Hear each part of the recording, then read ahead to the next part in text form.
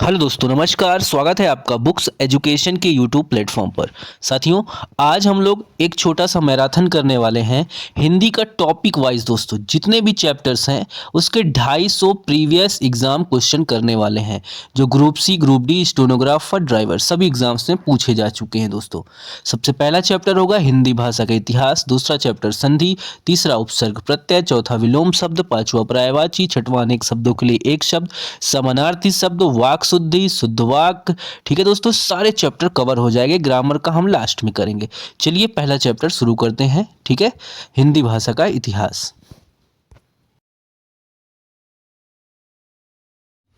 Question number 1, Hindi की उत्पत्ति किस भाषा से हुई है? ऑप्शन है प्राकृत, संस्कृत, सौर सैनी, अपभ्रंश, मगधी। राइट आंसर होगा दोस्तों ऑप्शन सी, सौर सैनी अपभ्रंश से हिंदी भाषा की उत्पत्ति हुई है। अगला है क्वेश्चन हमारा, हिंदी भाषा किस लिपि में लिखी जाती है? बताइए, हिंदी भाषा किस लिपि में लिखी जाती है? Option A Saurashtri, option B Devanagari, option C Gurmukhi, option D Brahmi. Right answer होगा दोस्तों ऑप्शन नंबर बी। ठीक है, देवनागरी भाषा में हिंदी भाषा लिखी जाती है। क्वेश्चन नंबर 3, कौन हिंदी की उपभाषा नहीं है? हिंदी की उपभाषा नहीं है। पूर्वी हिंदी, राजस्थानी, मराठी, पश्चिमी हिंदी। बताइए option A B C D कौन सा सही हो जाएगा दोस्तों? यहाँ पे सी ऑप्शन, मराठी जो है हिंदी की उपभाषा नहीं है। अगला क्वेश्चन देखिए दोस्तों, चौथा आपके सामने आ चुका है। चलिए इसको थोड़ा सा बड़ा है। देखिए, निम्नलिखित बोलियों में से कौन सी बोली उत्तर प्रदेश में समानता नहीं बोली जाती? मैथिली, अवधी, ब्रज, खड़ी बोली। उत्तर प्रदेश में कौन सी बोली नहीं बोली जाती दोस्तों? ऑप्शन ए होगा मैथिली। ठीक है, ऑप्शन ए यहाँ पे सही हो जाएगा। चलिए क्वेश्चन नंबर 5 पे आ जाइए। नागरी प्रचारणी सभा की स्थापना का वर्ष बताना है। ठीक है, किस वर्ष नागरी प्रचारणी सभा की स्थापना हुई थी? ऑप्शन ए है 1893, ऑप्शन बी है 1902, ऑप्शन सी है 1857, ऑप्शन डी है 1917। राइट आंसर दोस्तों यहाँ पे हो जाएगा option number A 1893। Question number 6 देखिए, भारत की प्रथम देशज भाषा कौन सी है? पाली, प्राकृत, संस्कृत, इनमें से कोई नहीं। राइट आंसर दोस्तों यहाँ पे हो जाएगा ऑप्शन सी, संस्कृत भाषा जो है भारत की प्रथम देशज भाषा है। ठीक है, अगला क्वेश्चन है हमारा 7वां, राजभाषा आयोग के प्रथम अध्यक्ष कौन थे? ऑप्शन है बीजी खरे, राजा लक्ष्मण सिंह, प्रताप नारायण मिश्रा, इंसा उल्लाह खान। राइट आंसर दोस्तों यहाँ पे हो जाएगा ऑप्शन नंबर आपका ए, बीजी खरे। ठीक है, ए ऑप्शन सही होगा। चलिए 8वां क्वेश्चन देख लीजिए, 8वां आपके सामने है दोस्तों। ठीक है, देखिए 8वां है, संविधान सभा में हिंदी को राष्ट्रभाषा बनाने का प्रस्ताव किसने रखा? ऑप्शन ए है पंडित जवाहरलाल नेहरू, ऑप्शन बी है भीमराव अंबेडकर, ऑप्शन सी है सरदार वल्लभ भाई पटेल, ऑप्शन डी है गोपाल स्वामी अयंगर। राइट आंसर दोस्तों यहाँ पे डी हो जाएगा, गोपाल स्वामी अयंगर। ठीक है, चलिए 9वां क्वेश्चन देखिए आपके सामने है, हिंदी भाषा के विकास का सही अनुक्रम बताना है। अनुक्रम, पाली, प्राकृत, अपभ्रंश हिंदी, प्राकृतिक, अपभ्रंश हिंदी, पाली, अपभ्रंश पाली, प्राकृत हिंदी, या हिंदी पाली अपभ्रंश प्राकृत। राइट आंसर दोस्तों 9 का हो जाएगा ए ऑप्शन, पाली, प्राकृत, अपभ्रंश हिंदी, ए ऑप्शन सही हो जाएगा। 10वां क्वेश्चन देखिए दोस्तों, हिंदी किस भाषा परिवार की भाषा है? बताइए, भारोपी, द्रविड़, आस्ट्रिक, चीनी, तिब्बती। राइट आंसर दोस्तों यहाँ पे हो जाएगा 10 का ए ऑप्शन। ठीक है, भारोपी जो है हिंदी भाषा का परिवार है। अगला क्वेश्चन है 11, भारतवर्ष में हिंदी को आप किस वर्ग में रखेंगे? राजभाषा, राष्ट्रभाषा, विभाषा, तकनीकी भाषा। राइट आंसर ए होगा राजभाषा। ठीक है, अगला क्वेश्चन है दोस्तों 12। चलिए 12 देख लेते हैं। क्लियर दिख रहा है दोस्तों? चलिए अब क्लियर होगा। भारतीय संविधान के किस अनुच्छेदों में राजभाषा संबंधी प्रावधानों का उल्लेख है? बताइए, A B C D. Right answer यहाँ पे दोस्तों ए हो जाएगा, अनुच्छेद 343 से 352 तक। अगला क्वेश्चन है 13, देखिए, भाषाई आधार पर सर्वप्रथम किस राज्य का गठन हुआ है? बताइए, भाषाई आधार पर सर्वप्रथम किस राज्य का गठन हुआ है? Option Punjab, Jammu Kashmir, Rajasthan, Andhra Pradesh. Right answer दोस्तों यहाँ पे डी हो जाएगा, आंध्र प्रदेश पहला, ठीक है, डी वाला। चलिए अगले क्वेश्चन पे हम आते हैं 14। भारतीय संविधान की 8वीं अनुसूची में शामिल भाषाओं की संख्या कितनी है? कितनी है दोस्तों? ऑप्शन यहाँ पे डी हो जाएगा 22, ठीक है, डी ऑप्शन सही होगा। अगला है 8वां हिंदी, देखिए 8वां विश्व हिंदी सम्मेलन 2007 का आयोजन स्थल बताना है। Nagpur, Mauritius, London, New York. Right answer दोस्तों हो जाएगा आपका ऑप्शन यहाँ पे, बताइए कमेंट करके दोस्तों, आप बताइए जल्दी से, ठीक है। फेमस क्वेश्चन है, इसका आंसर क्या हो जाएगा? चलिए इसका कमेंट करिए, अगले क्वेश्चन के बाद हम बता देंगे। चलिए 16वां देखिए, तुलसीकृत विनय पत्रिका की भाषा बताना है। अवधी है, ब्रज है, कन्नौजी है, कौरवी है।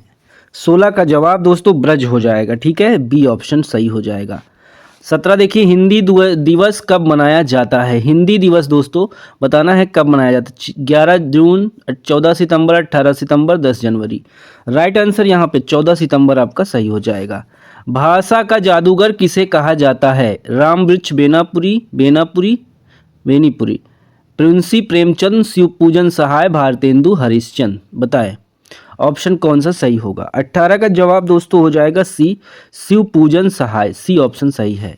अगला क्वेश्चन है 19। देवनागरी लिपि का सही विकास अनुक्रम बताना है। क्या हो जाएगा दोस्तों? जल्दी से कमेंट करिए। यहाँ पे सी देखिए, ब्राह्मी लिपि, गुप्त लिपि, नागरी लिपि, देवनागरी लिपि, तो सी ऑप्शन सही हो जाएगा। अगला है, अधिकतर भारतीय भाषाओं का विकास किस लिपि में हुआ है? ऑप्शन दिया है शारदा लिपि, खरोष्टी लिपि, कुटिल लिपि, ब्राह्मी लिपि। राइट आंसर दोस्तों यहाँ पे हो जाएगा डी ऑप्शन आपका, ठीक है, ब्राह्मी लिपि। दोस्तों पहला चैप्टर हमारा यहाँ पे फिनिश होता है, ठीक है, पहला चैप्टर फिनिश होता है। अब हम आएंगे दूसरे चैप्टर पे। दोस्तों ये हमारा पहला चैप्टर था, भारतीय भाषाओं का इतिहास, ठीक है। तो चलिए सेकेंड चैप्टर पर अब हम आते हैं। चैप्टर सेकेंड है दोस्तों संधि, ठीक है। क्वेश्चन नंबर 21 से शुरू होता है। चंद्रोदय में संधि बताना है, कौन सी संधि होगा? ऑप्शन दिया है ए दीर्घ संधि, गुण संधि, वृद्धि संधि, यण संधि। 21 का जवाब दोस्तों बी ऑप्शन होगा, गुण संधि, ठीक है। लुटेरा शब्द का सही विभाजन बताना है। लुटेरा शब्द का संधि विच्छेद क्या होगा? Option A B C D. Right answer यहाँ पे दोस्तों ए हो जाएगा, लूट धन एरा, ठीक है। 22 हो गया। 23 देखिए, मनोरथ शब्द का शुद्ध संधि विच्छेद क्या होगा? मनोरथ का ऑप्शन ए देखिए B C D. Right answer 23 का होगा दोस्तों बी ऑप्शन, मना धन रथ हो जाएगा। नाविक शब्द का शुद्ध संधि विच्छेद क्या होगा? नौ धन इक, ना धन इक, नो धन इक, ना धन विक। राइट आंसर होगा ए ऑप्शन, नौ धन इक। 25 देखिए दोस्तों, सदानंद शब्द का शुद्ध संधि विच्छेद क्या होगा? देखिए A B C D. Right answer 25 का डी होगा दोस्तों, सत धन आनंद। अगला है मनोहर का में कौन सी संधि है? मनोहर में कौन सी संधि है? विसर्ग है, गुण है, वृद्धि है, व्यंजन है। राइट आंसर विसर्ग हो जाएगा, मनो धन हर हो जाएगा। 27 आशीर्वाद शब्द का शुद्ध संधि विच्छेद क्या होगा? A B C D. Right answer होगा दोस्तों 27 में जवाब आपका सी, आशीर्धनवाद। देखिए महौषधम, ठीक है, महौषधम का संधि विच्छेद का होगा?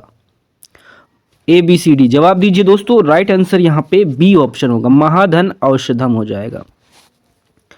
पौधन अन को संधि युक्त करने पर क्या बनेगा? पवन बनेगा, ठीक है। ऑप्शन पौधन अन का क्या बनेगा दोस्तों? पावन बनेगा, ठीक है, बी ऑप्शन। 29 का बी करेक्ट होगा।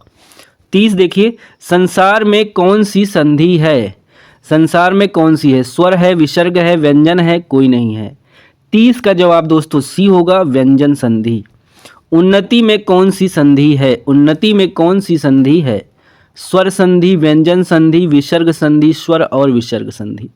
31 का जवाब दोस्तों बी ऑप्शन होगा, व्यंजन संधि। 32 देखिए, निसंदेह में कौन सी संधि है? स्वर है, व्यंजन है, विसर्ग है, स्वर विसर्ग दोनों, बताओ। 32 का जवाब दोस्तों ऑप्शन आपका क्या हो जाएगा? सी ऑप्शन, विसर्ग संधि। 33 देखिए, प्रत्युपकार में कौन सी संधि है? गुण है, यण है, वृद्धि है, अयादि है। 33 का जवाब यण संधि हो जाएगा, बी ऑप्शन करेक्ट, ठीक है दोस्तों। चलिए 34 पे आ जाइए आप लोग।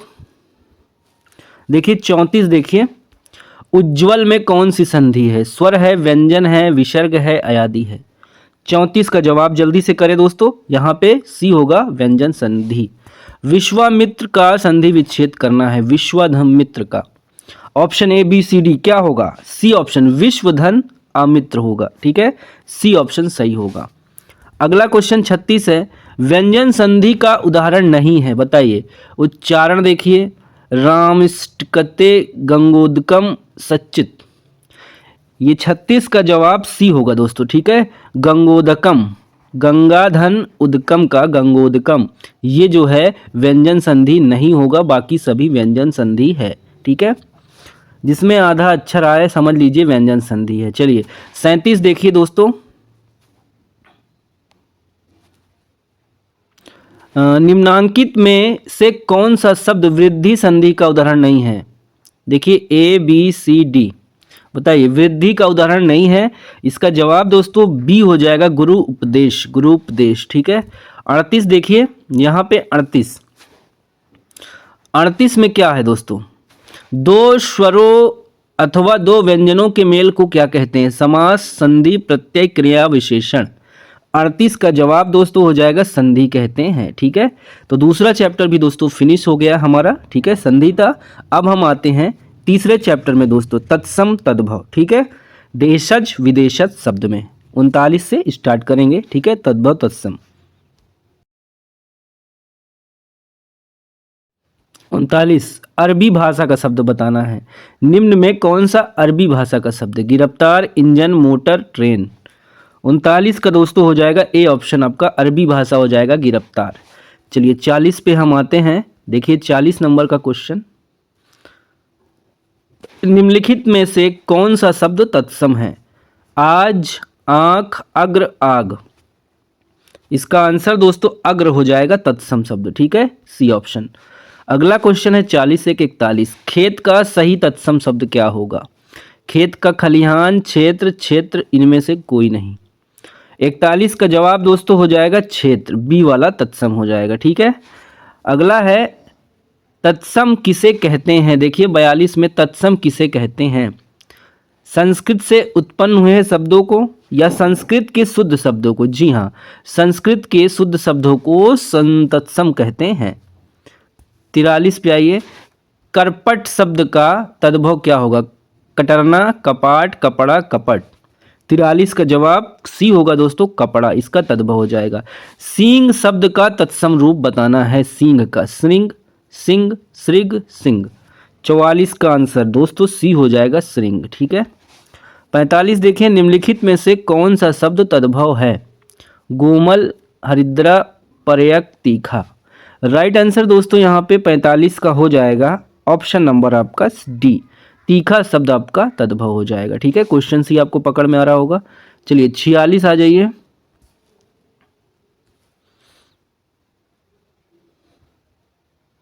46 में देखिए दोस्तों, यहाँ पे 46 में संकर शब्द का अर्थ बताना है। संकर, तत्सम, तद्भव, विदेशी, दो भाषाओं के शब्दों से मिलकर बना शब्द क्या हो जाएगा? संकर शब्द हो जाएगा। अगला क्वेश्चन है दोस्तों 47, देखिए 47 वाला, वे शब्द जिनके सार्थक खंड न हो सके उन्हें क्या कहते हैं? रूढ़, मूल, योग रूढ़, यौगिक, प्रयुक्त। तो दोस्तों यहाँ पे आपका राइट आंसर 47 का हो जाएगा ऑप्शन नंबर ए, रूढ़। ठीक है, सार्थक खंड ना हो। अगला है पंकज शब्द में, पंकज शब्द कैसा है? रूढ़ शब्द है, यौगिक है, योग रूढ़ है, इनमें से कोई नहीं। 48 का आंसर क्या होगा दोस्तों, जल्दी से कमेंट करें। 48 का आंसर हो जाएगा आपका योग रूढ़ शब्द, सी वाला। ठीक है, चलिए अगला पार्ट है दोस्तों हमारा उपसर्ग प्रत्यय, अगला चैप्टर। ठीक है, चौथा चैप्टर उपसर्ग और प्रत्यय है। आइए शुरू करते हैं। 49 से दोस्तों देखिए उपसर्ग प्रत्यय है। यहाँ पे देखिए क्या है, किसी शब्द के पूर्व लगकर उस शब्द का अर्थ बदल देते हैं, उसे क्या कहते हैं? किसी शब्द के पूर्व आगे लगकर क्या कहते हैं? उपसर्ग कहते हैं। ठीक है, उपसर्ग हो जाएगा। चलिए अगला है संगति में उपसर्ग बताना है। संगति में उपसर्ग क्या होगा? सम होगा, सन होगा, सुंग होगा, गति होगा। 50 का आंसर सम हो जाएगा। ठीक है, अगला है 51। निम्नलिखित में किस शब्द में अति उपसर्ग नहीं है? बताइए। अत्यु, अतिरिक्त, अत्याचार, अत्यंत। 51 का आंसर क्या होगा दोस्तों? ऑप्शन नंबर ए हो जाएगा। ठीक है, ए हो जाएगा अत्यु। 52 देखिए, स्वागत में उपसर्ग बताना है। स्वागत में उपसर्ग क्या है? तो ए ऑप्शन हो जाएगा, शु हो जाएगा। ठीक है, चलिए 53 देखिए, उपाध्यक्ष में कौन सा उपसर्ग होगा? उत, उपा, उप, अपरि। 53 का जवाब क्या होगा दोस्तों? ऑप्शन यहाँ पे सी हो जाएगा, उप। 54 में अप उपसर्ग का अर्थ क्या है? अच्छा, बुरा, पतन, अधिक। 54 का आंसर बी होगा, अप यानी बुरा होता है। 55 एक से अधिक उपसर्गों से बना शब्द बताना है। निर्माह, निराकरण, निर्माण, निर्गुण। 55 का आंसर दोस्तों बी होगा, निराकरण। ठीक है, 56 देखिए, इनमें किस शब्द में उपसर्ग नहीं है? अधिकतर में, अनर्थ में, प्रतिकार में, अपरिचित में। किस में नहीं है दोस्तों? ए हो जाएगा, अधिकतर में। ठीक है, 57 निम्नलिखित में किस शब्द में प्रत्यय नहीं है? बताओ। गुणवान, भारतीय, इकहरा, दुबला। किस में प्रत्यय नहीं है दोस्तों? ऑप्शन हो जाएगा आपका दुबला, डी। 58 देखिए, 58 के आगे आ जाइए, 58 पे आइए। क्रय शब्द में कौन सा उपसर्ग लगाने से उसका अर्थ विपरीत हो जाएगा? अन, आ, प्र, वी। 58 का वी हो जाएगा, डी ऑप्शन। ठीक है दोस्तों, देखिए 59 है, अनुज शब्द को स्त्रीवाचक बनाने के लिए आप किस प्रत्यय का प्रयोग करेंगे? इक, इ, आ, बड़ी। 59 का आंसर दोस्तों बड़ा आ हो जाएगा। ठीक है, बड़ा आ। चलिए अब आइए 60 नंबर के क्वेश्चन पे। शौकीन में कौन सा प्रत्यय है? सौ, न, इन या इन। 60 का जवाब बताइए क्या होगा दोस्तों? डी ऑप्शन होगा। ठीक है, इन। 61 देखिए, निम्नांकित में कौन सा शब्द कृदंत प्रत्यय से बना है? रंगीला, बिकाऊ, दुधारू, कृपालु। 61 का जवाब होगा दोस्तों ऑप्शन आपका बी, बिकाऊ। ठीक है, चलिए अगला क्वेश्चन है, औनत शब्द में प्रयुक्त उपसर्ग बताना है। नत, आ, औ, अबन। 62 का आंसर औ हो जाएगा दोस्तों। ठीक है, औ हो जाएगा। चलिए देखिए, लास्ट क्वेश्चन है प्रत्यय उपसर्ग का, इसके बाद हम समास करेंगे क्वेश्चन नंबर 64 से। सावधानी शब्द में प्रयुक्त प्रत्यय बताना है। बड़ी ई, छोटी ई, धानी, आनी। 64 63 का जवाब दोस्तों क्या होगा? कमेंट करके जल्दी से बताइए। ठीक है, क्वेश्चन नंबर डालिए और कमेंट करिए ABCD या लिख के बताइए क्या होगा सावधानी में प्रत्यय। चलिए 5वें चैप्टर में आते हैं दोस्तों, समास। 64 देखिए, द्वंद्व समास होता है। द्वंद्व समास क्या होता है? जिसका पूर्व पद प्रधान हो, बी है जिसके सभी पद प्रधान हो, जिसका दूसरा पद प्रधान होता है, कोई नहीं। 64 का आंसर दोस्तों बी होगा, जिसके सभी पद प्रधान हो वो क्या होता है? द्वंद्व समास होता है। विशेषण और विशेष के योग से कौन सा समास बनता है? दिगु, द्वंद्व, कर्मधारय, तत्पुरुष। 65 का सी होगा, कर्मधारय। चलिए 66 पे आते हैं दोस्तों। ठीक है, 66 नंबर का क्वेश्चन देखिए, जिस समास का पहला व दूसरा पद मिलकर कोई तीसरा पद की ओर इशारा करता है तो क्या होता है? दिगु, द्वंद्व, कर्मधारय, बहुबी। 66 का आंसर दोस्तों हो जाएगा बहुबी समास, डी। ठीक है, चलिए 67 देखिए, सरासर में कौन सा समास है? द्वंद्व है, दिगु है, अव्ययी भाव है, तत्पुरुष है। आंसर होगा दोस्तों 67 का सी। ठीक है, अव्ययी भाव समास हो जाएगा। गोबर गणेश यह किस समास का उदाहरण है? बताएं। 68 गोबर गणेश कौन सा समास है?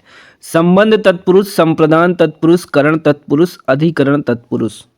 68 का जवाब दोस्तों आपका क्या होगा? जल्दी से बताइए कौन सा तत्पुरुष होगा। ठीक है, कमेंट करिए इसका आंसर। 69 देखिए, तन, मन, धन में कौन सा समास है? अव्ययी भाव, कर्मधारय, दिगु, द्वंद्व। 69 का आंसर क्या होगा दोस्तों? ऑप्शन यहाँ पे डी हो जाएगा, द्वंद्व समास। 70 देखिए, निम्नलिखित में से निम्नलिखित में से एक शब्द में दिगु समास है, उस शब्द को बताओ। दिगु समास किसमें? आजीवन, भूदान, सप्ताह, पुरुष, सिंह। 70 का आंसर दोस्तों हो जाएगा आपका सी ऑप्शन सप्ताह। ठीक है, सप्ताह में संख्यावाचक है, इसलिए क्या हो जाएगा, ये द्विगु समास हो जाएगा। ठीक है, तो चलिए दोस्तों, ये हमारा हो गया 5वां चैप्टर फिनिश, समास। अब हम आते हैं पर्यायवाची वाले शब्द में। ठीक है, क्वेश्चन नंबर 71 से। पर्यायवाची देखिए 71 से, कौन सा शब्द सूर्य का पर्यायवाची नहीं है? मार्तंड, दिवाकर, रवि, केसरी। इसका राइट आंसर क्या हो जाएगा दोस्तों, कमेंट करिए क्या होगा।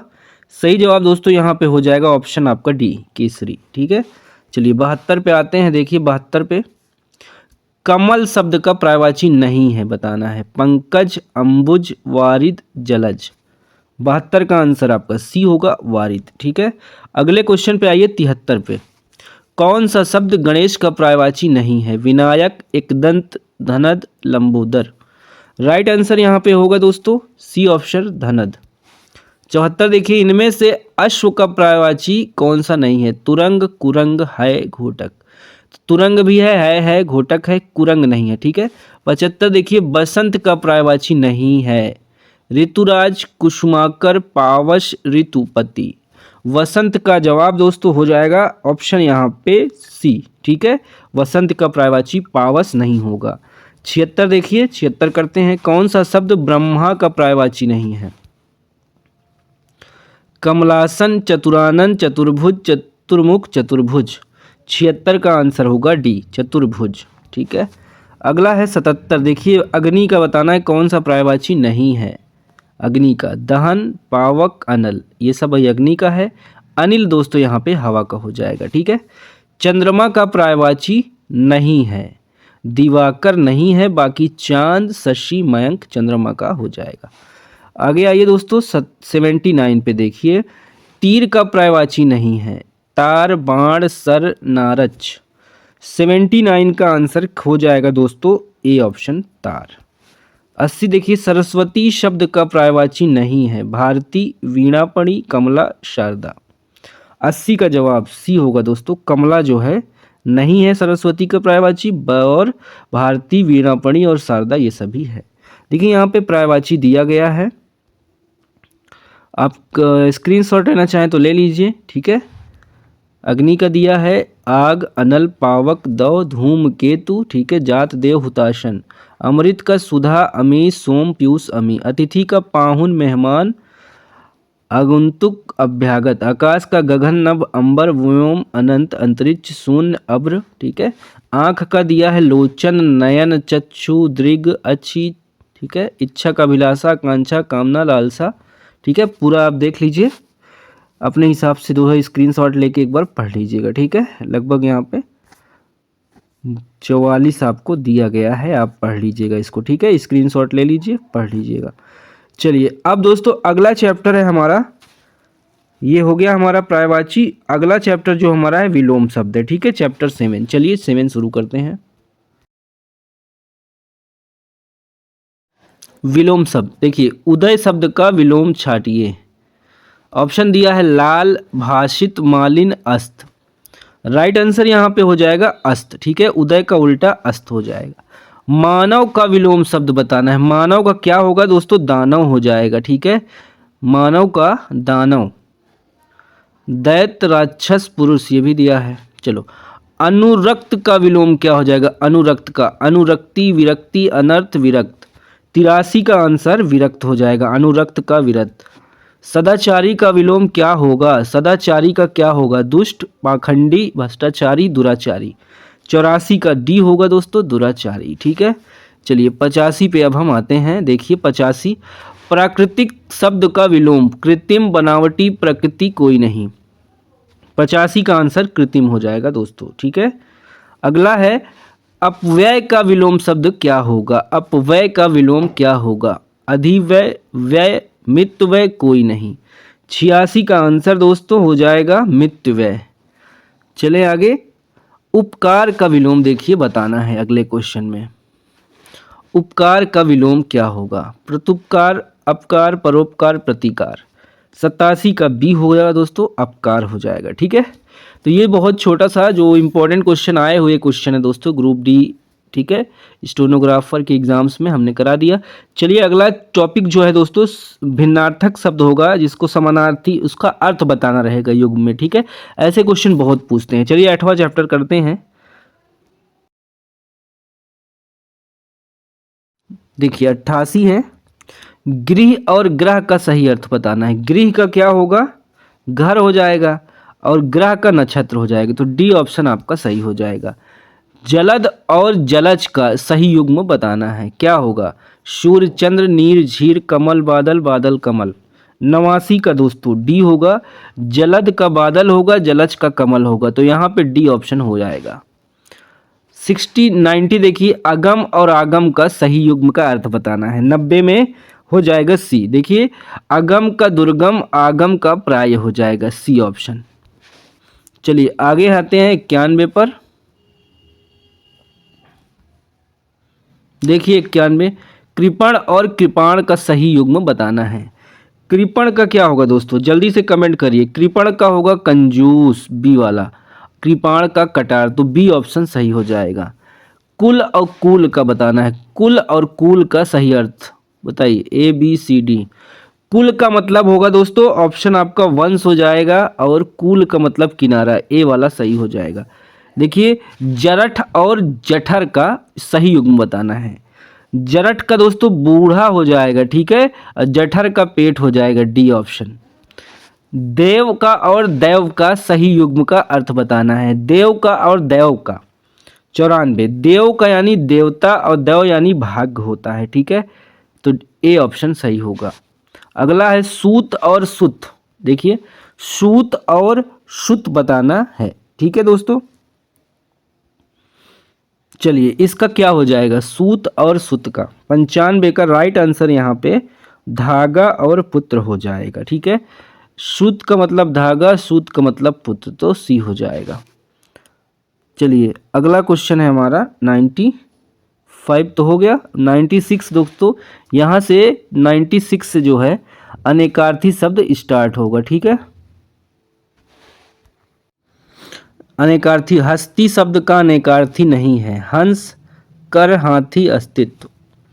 राइट आंसर दोस्तों हो जाएगा बी, कर, ठीक है।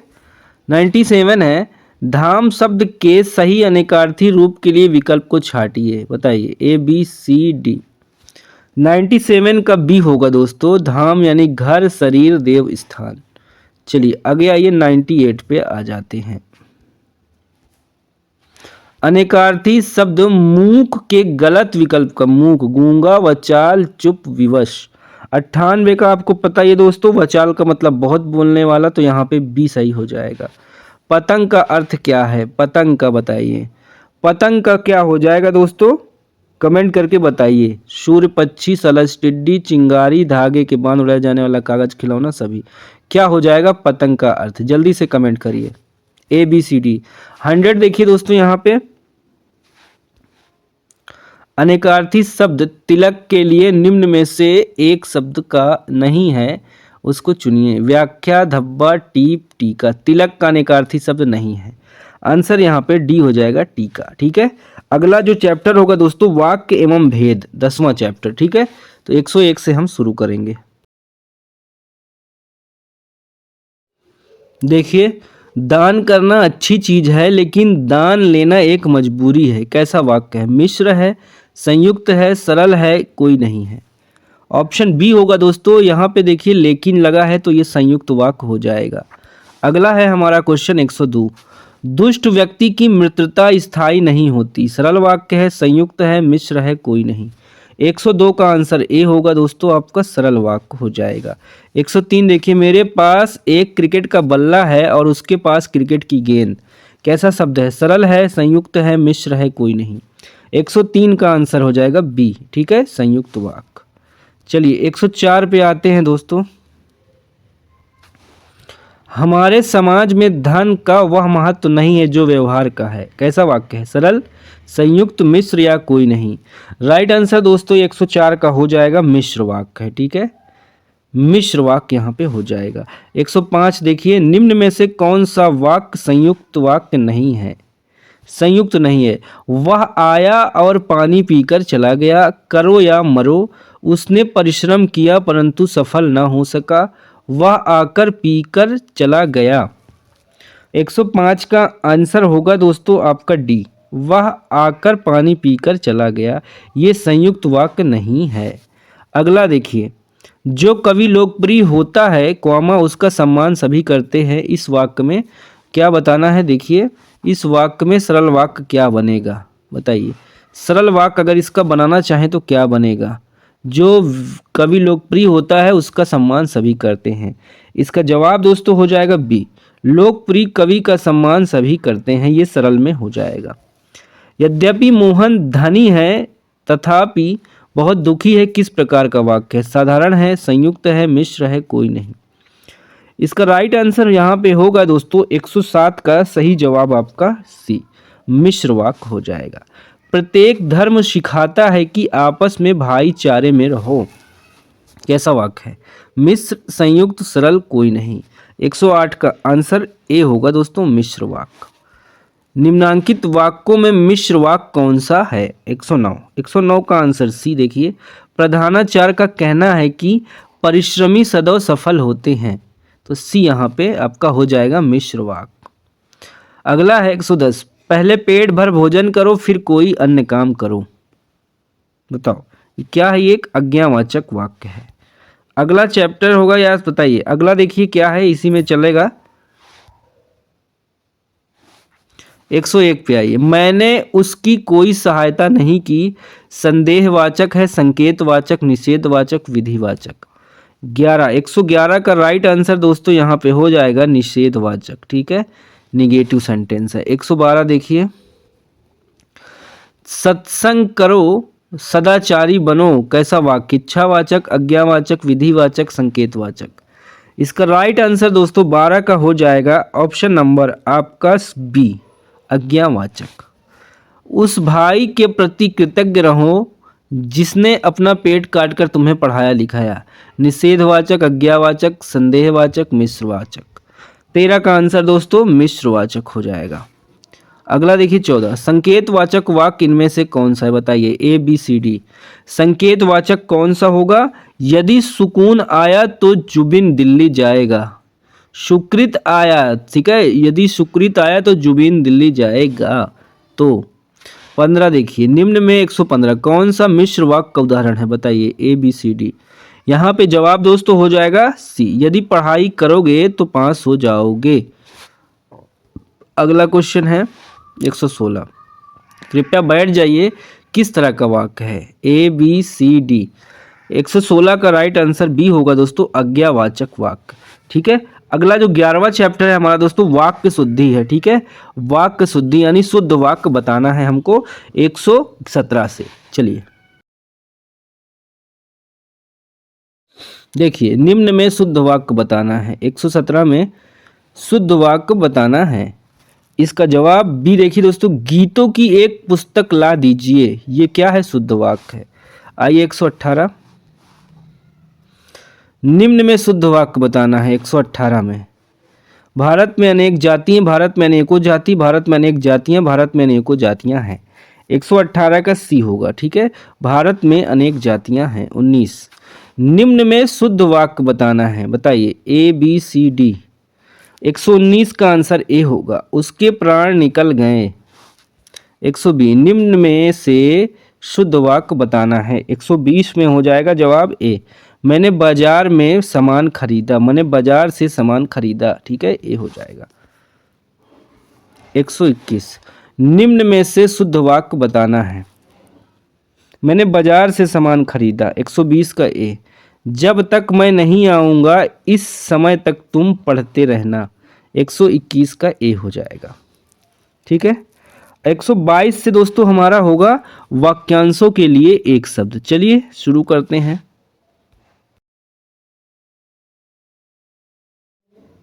वाक्यांशों के लिए एक शब्द देखिए, 122 विनय पूर्वक किया गया हट है, इसके लिए एक शब्द क्या होगा? अनुरोध, विनम्रता, अनुबोध, आग्रह।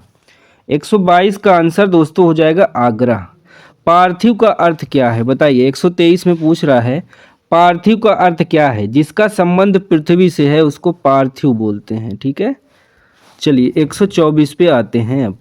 इंद्रियों को जीत लिया हो जिसने, उसके लिए एक शब्द बताइए। A B C D. 124 का दोस्तों आंसर हो जाएगा बी, जितेंद्री हो जाएगा, बी ऑप्शन। 125 देखिए, मोक्ष की कामना करने वाला वाक्यांश के लिए एक शब्द क्या होगा? ये हो जाएगा सी, मुमुक्षु हो जाएगा। ठीक है, 126 देखिए, जिसके हृदय पर आघात हुआ हो, वाक्यांश के लिए एक शब्द बताना है।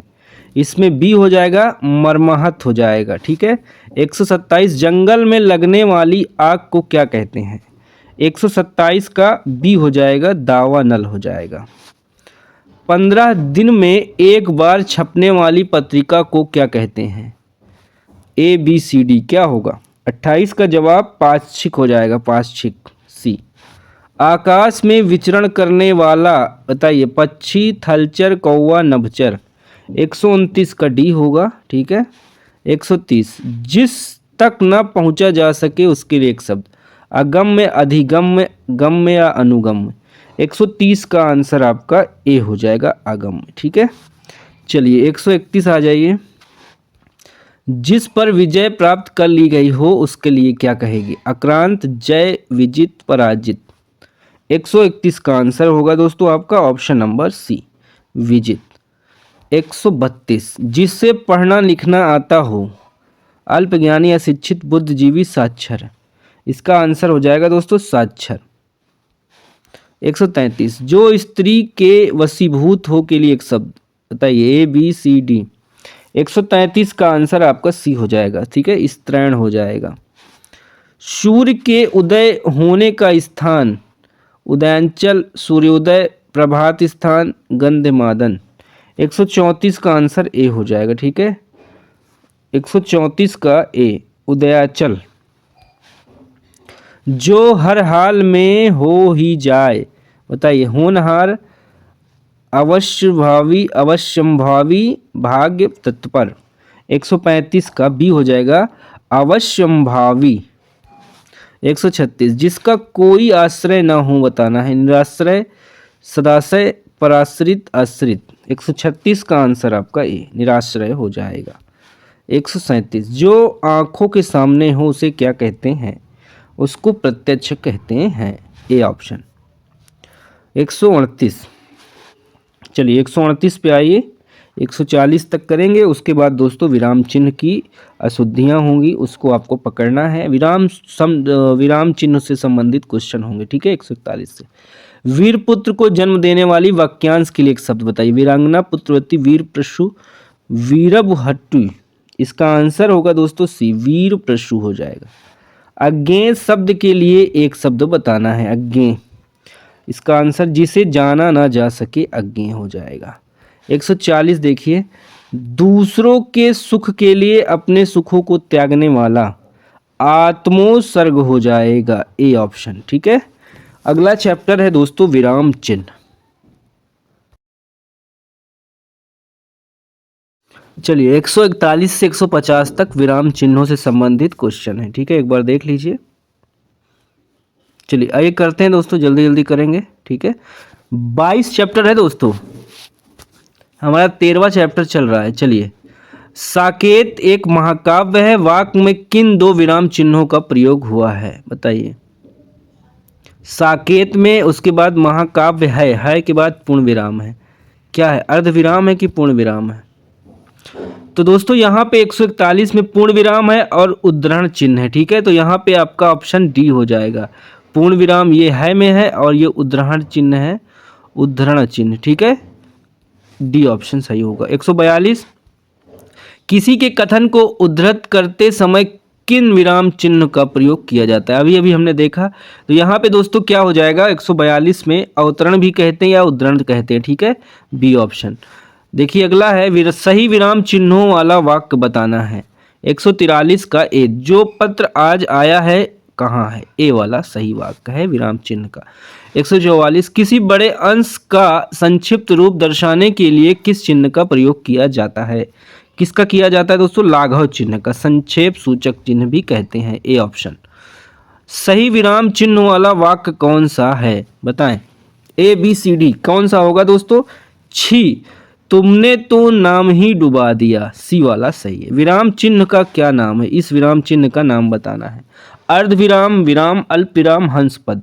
146 का अर्ध विराम हो जाएगा। ठीक है दोस्तों। 147 किसी कठिन शब्द को स्पष्ट करने के लिए किस विराम चिन्ह का प्रयोग होता है? विवरण चिन्ह, निर्देशक, कोष्टक, उपविराम। 147 का जवाब दोस्तों हो जाएगा सी। ठीक है, कोष्ठक। योजक चिन्ह बताना है कौन सा है? A B C D. योजक चिन्ह दोस्तों हो जाएगा ए वाला ऑप्शन आपका। 149 हंस पद के लिए प्रयुक्त किए जाने वाला चिन्ह कौन सा है बताइए? 149 का आंसर आपका हो जाएगा दोस्तों सी। ठीक है, सी वाला ऑप्शन सही है।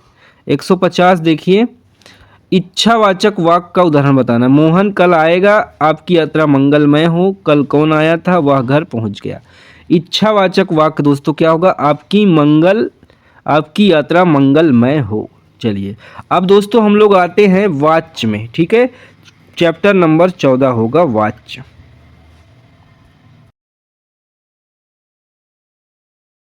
देखिए 151 से दोस्तों आपका 157 तक वाच्य है, उसके बाद 158 से मुहावरा है। ठीक है, चलिए 157 तक वाच्य है, कर लेते हैं 5-6 क्वेश्चन।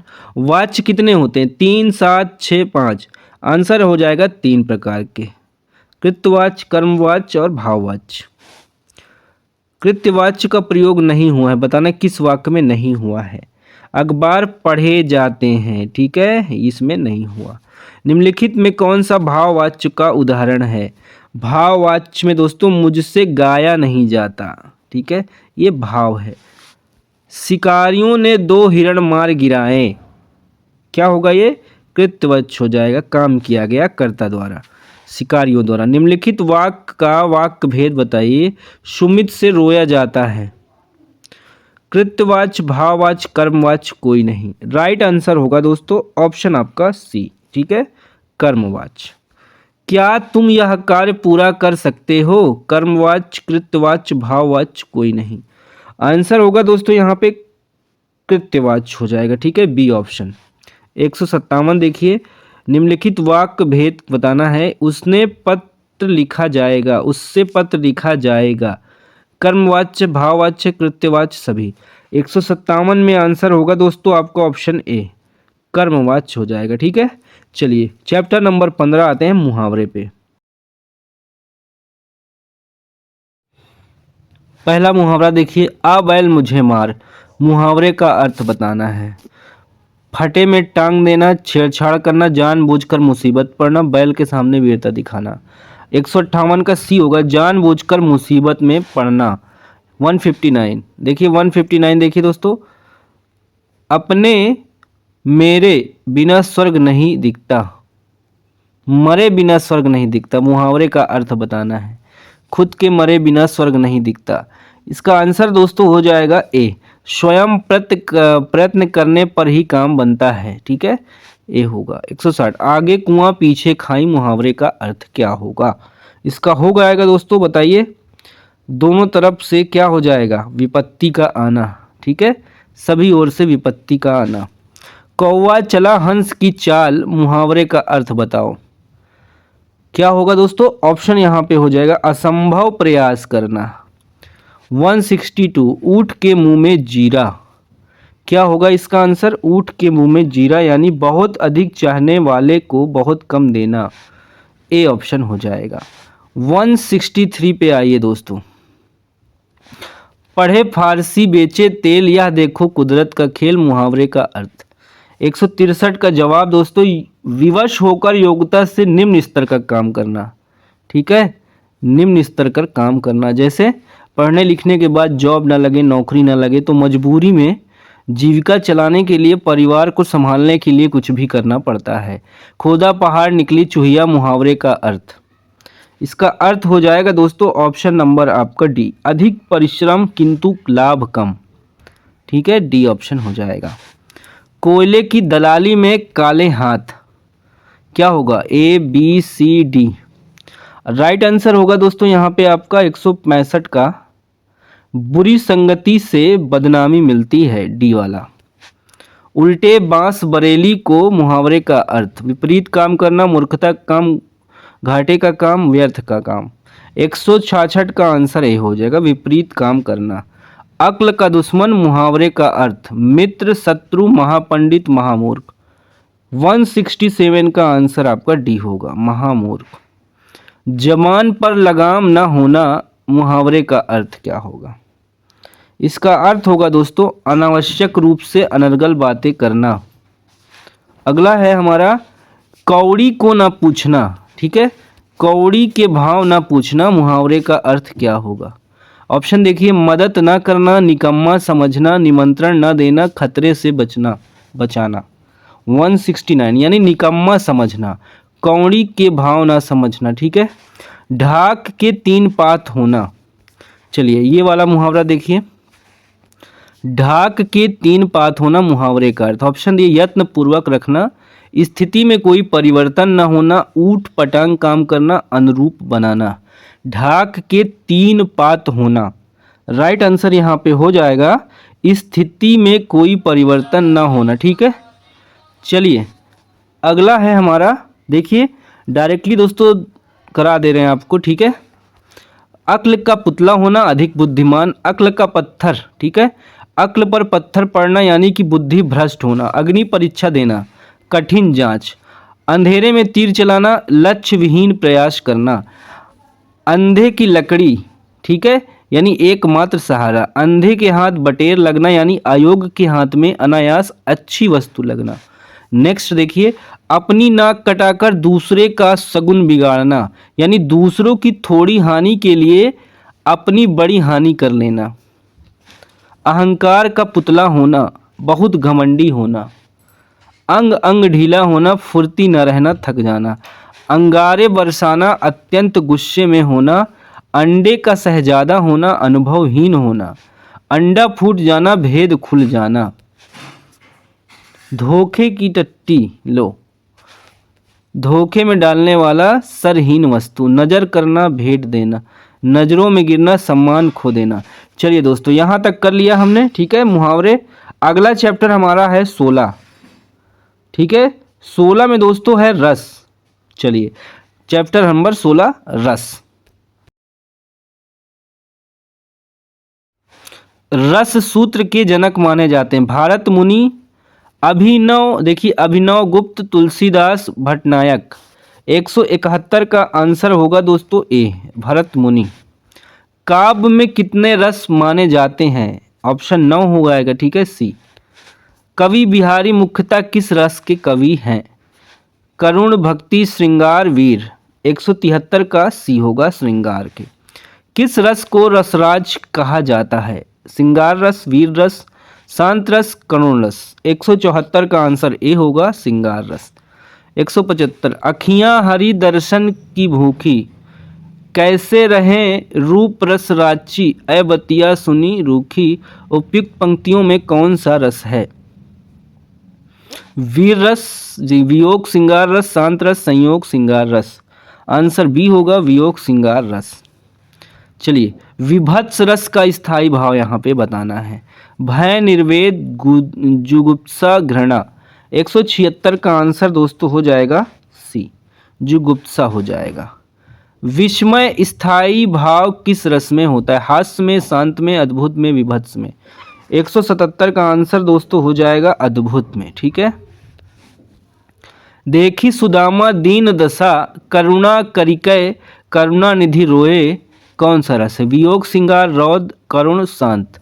ऑप्शन यहाँ पे सी हो जाएगा, करुण रस हो जाएगा, ठीक है। श्रृंगार रस के भेदों की संख्या कितनी है? 4, 3, 2, 5। आंसर दोस्तों यहाँ पे 2 हो जाएगा, ठीक है। चलिए अगला क्वेश्चन देखिए, आश्रय की चेष्टाओं अथवा रस की उत्पत्ति को पुष्टि करने वाले कौन से हैं? बताओ। विभाव, संचारी भाव, आलम्बन विभाव या अनुभाव। 180 का अनुभाव हो जाएगा, ठीक है, डी। वीर रस से पूर्ण कठिन, देखिए वीर रस से पूर्ण काव्य में किस गुण की अधिकता रहती है? ओज, माधुर्य, प्रसाद, कोई नहीं। 181 का ए हो जाएगा ओज। 182 में आइए, सात्विक अनुभाव कितने हैं? 2, 4, 6, 8। 182 का आंसर दोस्तों हो जाएगा 8। ठीक है, चलिए अगला चैप्टर 183 से हमारा छंद है। छंद का क्वेश्चन है 183, देखिए। छंद मुख्य रूप से कितने प्रकार के होते हैं? 2, 3, 4, 6। 3 प्रकार के छंद होते हैं दोस्तों। ठीक है, बी ऑप्शन। निम्न में सममात्रिक छंद का कौन सा उदाहरण है? दोहा है, सोरठा है, चौपाई है, सभी है।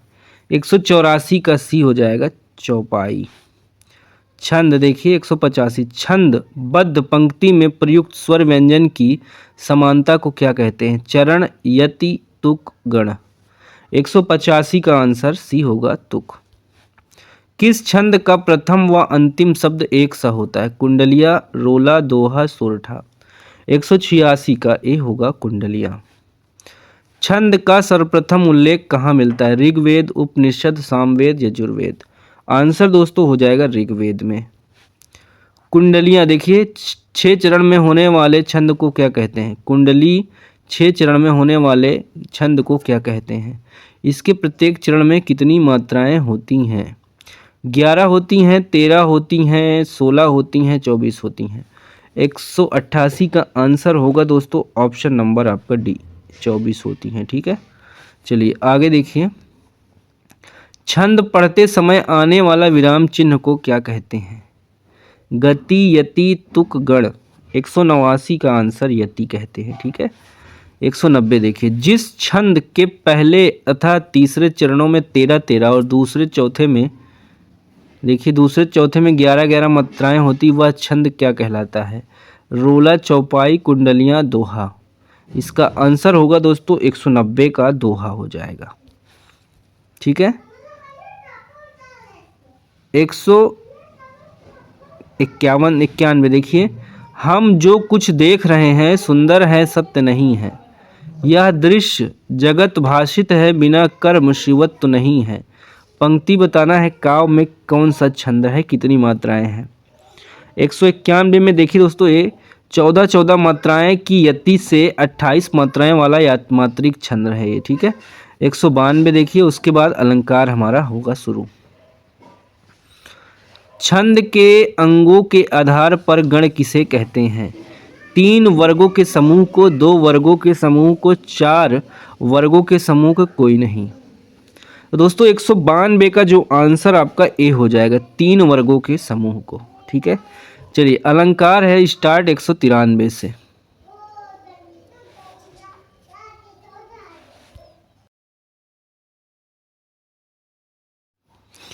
अलंकार है, जहां एक ही शब्द के अनेक अर्थ व्यंजित हो वहां कौन सा अलंकार होता है? श्लेष, यमक, उत्प्रेक्षा, रूपक। राइट आंसर दोस्तों हो जाएगा श्लेष अलंकार। ठीक है, 194 चरण, कमल, बंदो, हरिराई में अलंकार, उपमा, श्लेष, उदाहरण, रूपक। 94 का आंसर दोस्तों रूपक हो जाएगा। ठीक है, नीचे दिया है ऑप्शन आपका रूपक। काली घटा का घमंड घटा, उपयुक्त पंक्तियों में कौन सा अलंकार है? यमक, उपमा, उत्प्रेक्षा, रूपक। 195 का आंसर होगा दोस्तों यमक। यमक ए वाला। ठीक है, ए वाला, गलत मत करिएगा, ए यहाँ पे सही होगा। ठीक है, अलंकार का शाब्दिक अर्थ बताना है, क्या होता है? आभूषण होता है। क्या होता है? आभूषण हो जाएगा, यहाँ पे पता ही होगा आपको।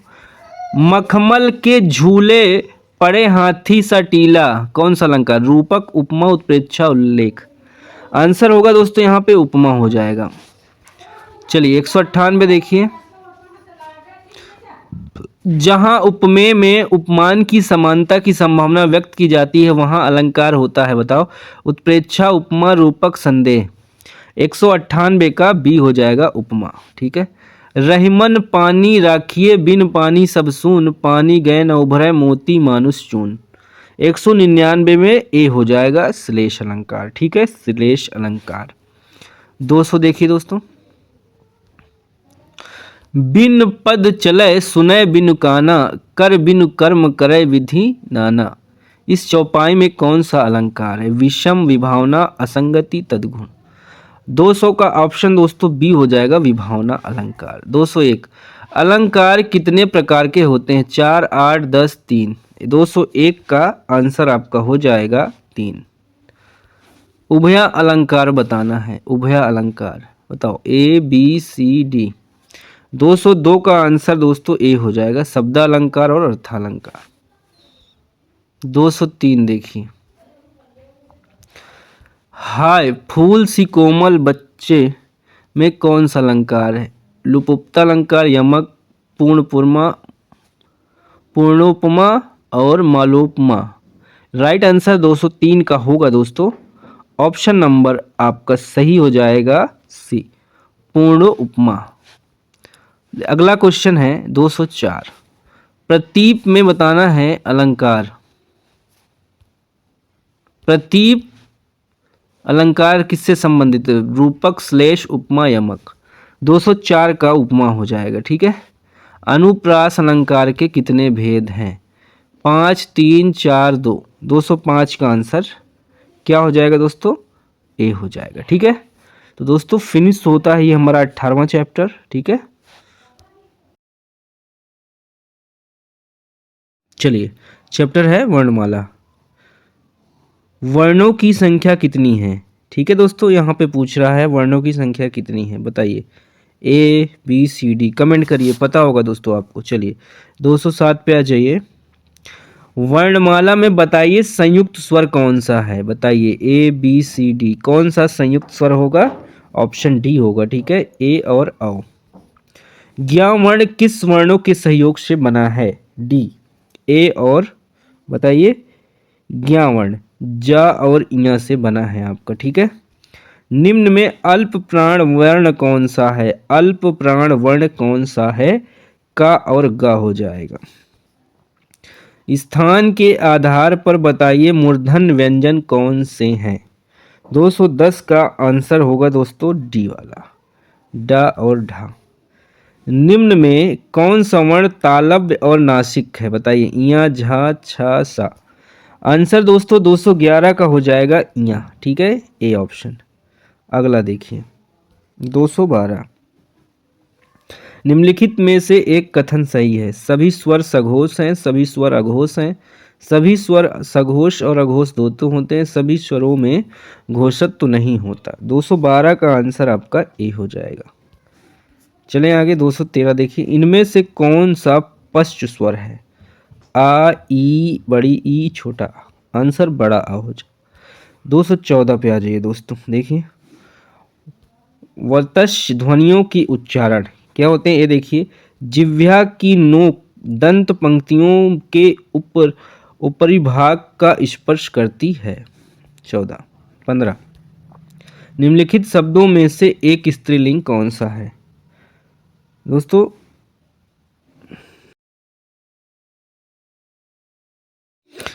20वां चैप्टर शुरू करेंगे, ठीक है। देखिए निम्नलिखित शब्दों में से एक स्त्रीलिंग बताना है। दूध, मक्खन, मठ, छाछ। तो छाछ यहाँ पे स्त्रीलिंग हो जाएगा। दिए गए विकल्पों में से ज्ञानवती का पुल्लिंग शब्द क्या होगा? ज्ञानवान। क्या होगा? ज्ञानवान हो जाएगा। निम्नलिखित शब्दों में से एक पुल्लिंग है। चाय, शिकंजी, लस्सी, दही। 217 का आंसर डी होगा, दही। लड़की पढ़ती है, यह वाक्य बहुवचन में होता है। लड़कियां पढ़ती हैं, ठीक है, लड़कियां पढ़ती हैं। इनमें से कौन सा शब्द सदैव बहुवचन में प्रयुक्त होता है? ऑप्शन आपका ए हो जाएगा, प्राण। 219 आइए, शब्दों में एक वचन बताना है। 220 में दोस्तों आंसर बताइए एक वचन। यहाँ पे तेल आपका एक वचन हो जाएगा। कारक के भेद कितने होते हैं ये भी पूछ लिया है। कारक के दोस्तों कितने भेद होते हैं? 8 भेद होते हैं, ठीक है। मेरे घर से आपका घर 5 किलोमीटर दूर है। इस वाक्य में घर से कौन सा कारक है? ये कारक हो जाएगा दोस्तों आपादान कारक, डी ऑप्शन। करण कारक किस वाक्य में है? बताओ। राम को फल दो, वह कलम से लिखता है, वह यह राम की पुस्तक है, वृक्ष से पत्ते गिरते हैं।